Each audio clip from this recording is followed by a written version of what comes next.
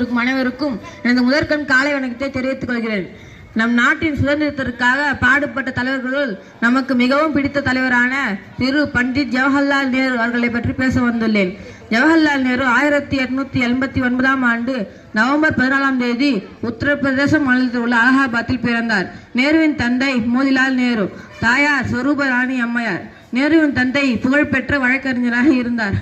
அவரின் வழிகாட்டுதல்படி நேரு வெளிநாடுகளுக்கு சென்று படித்தார். 1912 லண்டனில் கேம்பிரிட்ஜ் பல்கலைக்கழகத்தில் சட்டம் பயின்று பாரிஸ்டர் பட்டம் வென்றார். நேருவின் மனைவி கமலா நேரு, இவர்களுக்கு இந்திரா பிரியதர்ஷினி என்கிற இந்திரா காந்தி மகளாக பிறந்தார்.